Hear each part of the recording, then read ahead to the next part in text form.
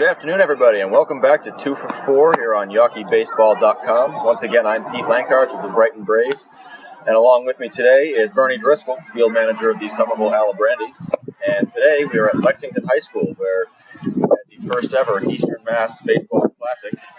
Yawkey League, Cranberry League was the first game, and this is Park League, Intercity League behind us. But this morning, Bernie was the manager of the Yawkey League team. Bernie, can you share some of your thoughts on how that went? Sure. I think it's a great event. I can't wait till future events where we get to do stuff like this. I think it's a great way to bring all the leagues into play. Unfortunately, today we were the losing team to the Cranberry League. We lost 8-3. I think we were a couple plays away from making this a real good ball game in the ninth inning. Tim Stronick, who was probably today's MVP, he was 2 innings on the mound, 4 or 5 strikeouts, only gave up 1 hit. Again, I can't wait to see what years bring this every single year, and I think years to come will tell that. As the summer is heating up, so are a couple of the pitchers in the Yawkey League. We have 2 guys who have a 5-0 record. One of them is Brandon Eaton of the East Boston Knights. He is 5-0 with a 1.24 ERA. The other guy who's 5-0 is Kenny Malongo. He has a .23 ERA, and just last week against the Forest Hills Force, he took a perfect game until there were 2 outs in the 7th inning before veteran Peter Von Harten broke it up on a hanging breaking ball, Kenny told me this morning. So, hell of an effort, though, and he's off to a hell of a start this year. Kenny is definitely the guy to beat right now, which brings us into our next segment is the teams to beat. Leading in the Canigliaro division is Al Thomas. I mean, to me, they've been as tough as any team out there right now. They have a 6-game lead in their conference, and they're going to be a good team come down the stretch, and I think everybody's gearing up to play them. Brings us to the Yaz division, where East Boston is in front of that division by 3.5 games.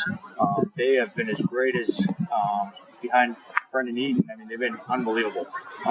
Brings us to the next one, which is the Brighton Braves of the Pesky division.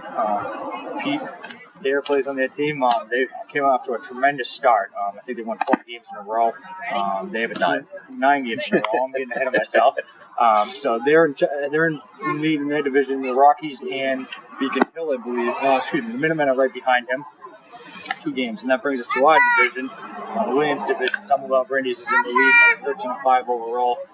All in 2 games behind us, and they were always right there with us. So it's going to take it down to the stretch in that, which brings us to our next part, is the teams that are fighting for the other spots. A couple of teams that are really fighting their way back in, 2 teams that got off to slow starts and really crept right back in the mix. So we have the Revere Rockies. They got off to a 2-6 start this season, and they are now 6-1 since then for an 8-7 record.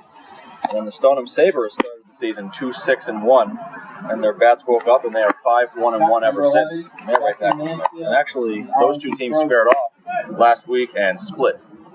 Sabres won 8-3 on Saturday, and Rockies won 2-1 on Tuesday. But definitely 2 teams that are getting themselves back in the picture. And actually, we have, if you have any comments about the show we're doing for future reference, you can email them to me at the address below. And we had the golf tournament last week. So, unfortunately, we didn't get, we got 10 holes in before the rain came. But Joe O'Hara and John Griffith put together a hell of a event once again, and hope we can do that in future years. And that's the kind of thing we're trying to do more of around here. So if you can bring a foursome down, you can have the alumni playing, it will all help out to provide us with the league we get to play in every summer. That's all the time we have this week for 2 for 4, but thank you, Bernie, for joining us. Thank you for having me. Yeah, and we'll see you next time on 2 for 4. Thanks, YBL.